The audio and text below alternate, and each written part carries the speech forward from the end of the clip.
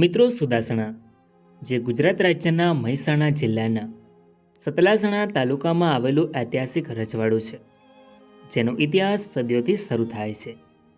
સુદાસણા જે ભારતની આઝાદી પહેલાં એક સમૃદ્ધ રજવાડું હતું, જેમાં અનેક શાસકો દ્વારા શાસન કરવામાં આવ્યું હતું. તેમના શાસનકાળ દરમિયાન બાંધવામાં આવેલ ઇમારતો આજે પણ સુદાસણામાં જોવા મળે છે, જે જોઈને આપણને સુદાસણા રજવાડાનો ઇતિહાસ જાણવાની ઈચ્છાઓ જાગે છે. જેથી આજના વિડીયોમાં આપણે સુદાસણા રજવાડાનો ઇતિહાસ જાણીશું. મિત્રો, સુદાસણા જે ગુજરાતના મહેસાણામાં આવેલું એક સમયનું ઐતિહાસિક રજવાડું છે, જેની સ્થાપના બરડ રાજપૂતો દ્વારા કરવામાં આવી હતી. તો મિત્રો, સૌપ્રથમ જાણીશું આપણે સુદાસણા રજવાડાની સ્થાપના કેવી રીતે થઈ અને કોના દ્વારા કરવામાં આવી. ઉત્તર ગુજરાતના વિશાળ મેદાનો વચ્ચે મહેસાણા જિલ્લામાં આવેલું એક નાનું ગામ સુદાસણા.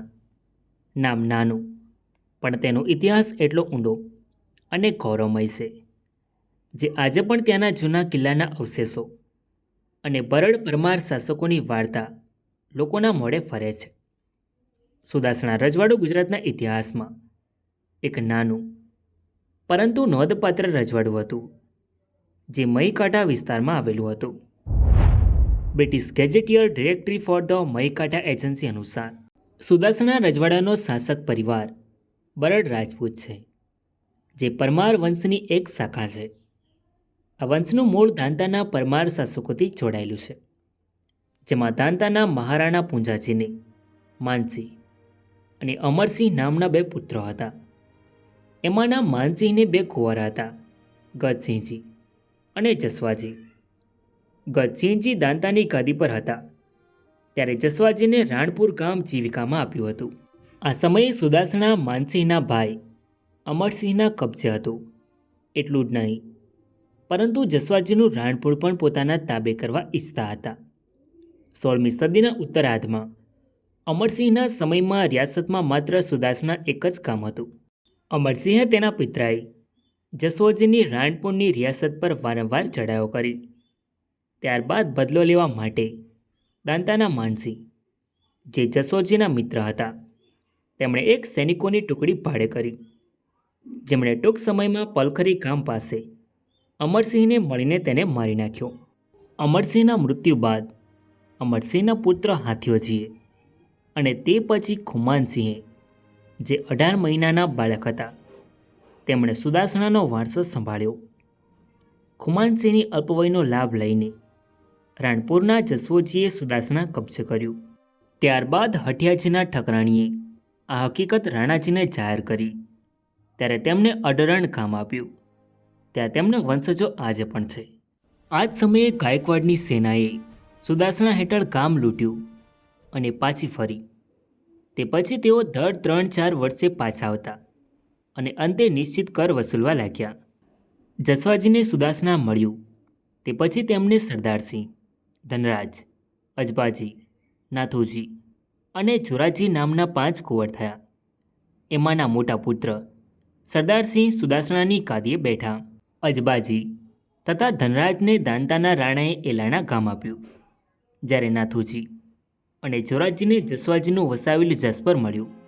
જ્યારે સરદારસિંહ ગાદીએ બેઠા ત્યારે રાણા ગજસિંહની ઉંમર વૃદ્ધ થયેલી, પરંતુ એમનો કોઈ વારસદાર ન હતો, જેથી દાંતાના રાણાએ સરદારસિંહને દત્તક લીધા. તે પછી રાણા ગજસિંહને પૃથ્વીરાજ નામે કુંવર થયો. ગજસિંહના મરણ પછી સરદારસિંહે દાંતાની ગાદીના વારસા માટે દાવો કર્યો. એ બદલ તેમને વસઈ, ડોવાલ, ડાલીસણા અને બીજા કેટલાક ગામો આપીને સમાધાન કર્યું.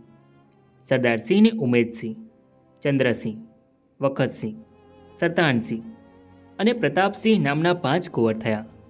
જ્યારે સરદારસિંહે ટીંબા પર ચડાઈ કરી, ત્યાંના ઢોર વાળ્યા તથા બાન પકડ્યા, ત્યારે ટીંબાથી મદદ આવી અને લડાઈ થઈ. તેમાં કુંવર ઉમેદસિંહ કામ આવ્યા. સરદારસિંહના કુંવર સરતાણસિંહને ડાલીસણા ગામ મળ્યું હતું. સરદારસિંહના મરણ પછી તેમના પૌત્ર અમરસિંહ ગાદીએ બેઠા હતા. અમરસિંહે સુદાસણા રિયાસતને મોટી વધારી અને સુદાસણા અને તારંગા વચ્ચેનો ખિલાર વિસ્તાર લીધો. તેમણે અંબા ભવાનીના મંદિરે જતા યાત્રાળુઓ ભરતા ટ્રાન્ઝિટ ડ્યુટીનો ચોથો હિસ્સો અને 5 ગામો પાછા લીધા. અમરસિંહના શાસનમાં ગાયકવાડી ફૌજ ખંડણી ઉઘરાવા આવેલી તેને અમરસિંહે ભગાડી હતી. તેમાં ફૌજના કેટલાક માણસો મૃત્યુ પામ્યા હતા. અમરસિંહ પછી ફતેહસિંહ તથા મોહબ્બતસિંહ અનુક્રમે ગાદીએ આવ્યા. ઠાકોર મોહબ્બતસિંહના શાસનકાળ દરમિયાન ઈસવીસન 1804માં મરાઠા અધિકારી કાકાજી ગાયકવાડી ફૌજ લઈને આવ્યા. તેની સાથે ઠાકોર મોહબ્બતસિંહ સાથે લડાઈ થતાં ગાયકવાડી ફૌજના 60 માણસો મરાયા અને તેમનો વિજય થયો. ઠાકોર મોહબ્બતસિંહને હરિસિંહ, રતનસિંહ, પરબતસિંહ અને મોકમસિંહ એ નામે 4 કુંવરો હતા. ઠાકોર મોહબ્બતસિંહે 1804થી 1838 સુધી સુદાસણા રજવાડામાં શાસન કર્યું. ઠાકોર મોહબ્બતસિંહના શાસન દરમિયાન ઈસવીસન 1812માં અંગ્રેજોએ પરોક્ષ રીતે તેમની સત્તા હેઠળ રજવાડાઓને લાવ્યા, જેમાં કંપની સત્તાના એજન્ટ કર્નલ બેલેન્ટાઈએ કોલ કરાર કર્યો ત્યારે સુદાસણા રજવાડાને અંગ્રેજોનો આશ્રય મળ્યો હતો.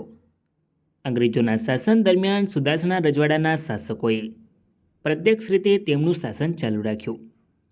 આ શાસકોના શાસન દરમિયાન સુદાસણામાં અનેક ઇમારતો, મહેલો અને બાંધકામો થયા, જેમાં 2-3 માળની ઇમારતોનો સમાવેશ પણ થાય છે, જે આજે પણ સુદાસણામાં જોવા મળે છે. ઠાકોર મોહબ્બતસિંહ પછી તેમના અનુગામી તરીકે ઠાકોર હરિસિંહે 4 વર્ષ શાસન કર્યું.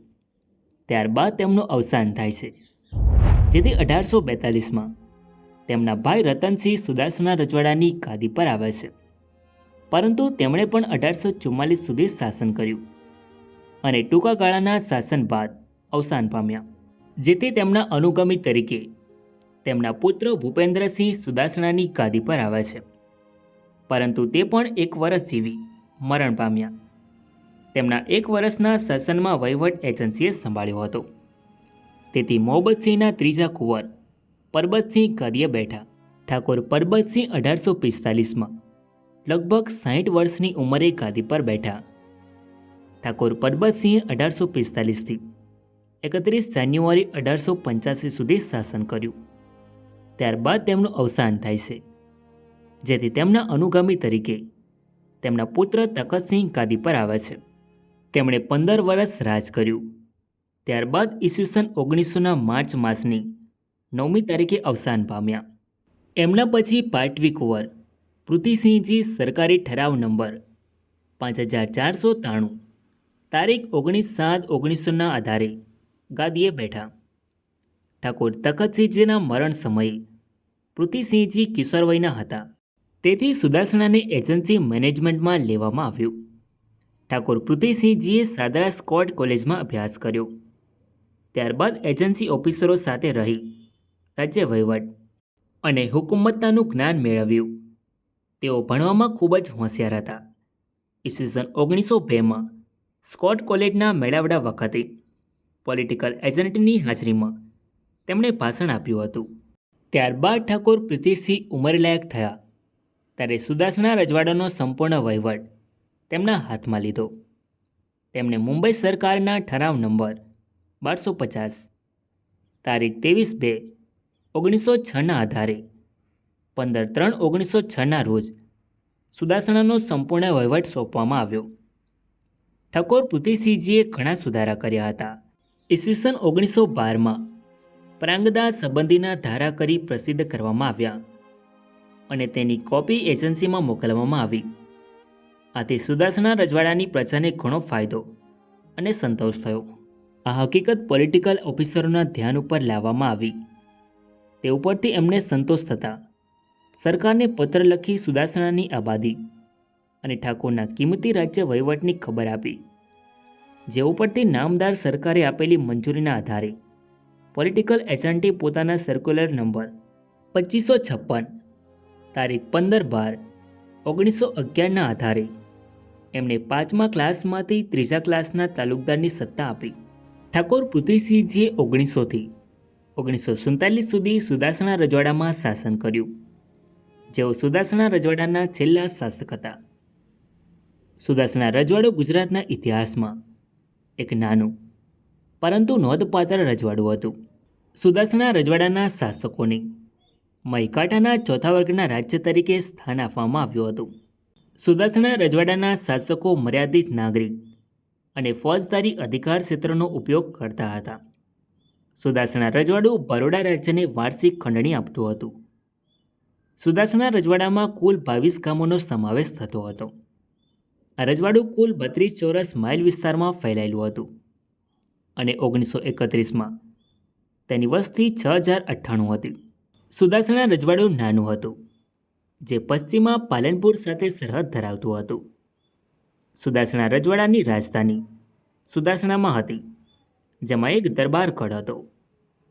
સુદાસણામાં અભ્યાસ માટે એક શાળા હતી. સુદાસણાની જમીન સપાટ હતી. રજવાડાની વાર્ષિક આવક ₹23,068 હતી. સુદાસણા ખેરાલુ રેલવે સ્ટેશનથી 9 માઇલ દૂર છે તથા તેની ડાક સતલાસણા બ્રાન્ચ પોસ્ટ ઓફિસથી આવે છે. મિત્રો, આ છે સુદાસણા રજવાડાનો સિમ્બોલ. ત્યારે આ છે સુદાસણા રજવાડાના શાસકોની કોર્ટ ફી, જે તમે સ્ક્રીન પર જોઈ શકો છો. ભારત દેશમાં 1947 સુધી અંગ્રેજોનું શાસન રહ્યું હતું. ત્યારબાદ ભારત દેશ અંગ્રેજોના શાસનમાંથી આઝાદ થયો. ત્યારે ભારતનું વિભાજન થયું. ત્યારે સુદાસણા રજવાડાને ભારત સંઘમાં સામેલ કરવામાં આવ્યું, જે આજે ગુજરાત રાજ્યના મહેસાણા જિલ્લાના સતલાસણા તાલુકામાં આવેલું સુદાસણા ગામ છે. સો ફ્રેન્ડ્સ, આ તો સુદાસણા રજવાડાનો ઇતિહાસ. આઈ હોપ કે તમને આ વિડીયો ગમ્યો હશે. સો વિડીયોને લાઇક કરીને કમેન્ટમાં તમારો અભિપ્રાય જરૂર લખો અને ચેનલમાં નવા હોય તો આવા જ નવા વિડીયો જોવા માટે ચેનલને સબસ્ક્રાઈબ જરૂર કરો. તો મળીએ એક નવા વિડીયોમાં. ધન્યવાદ.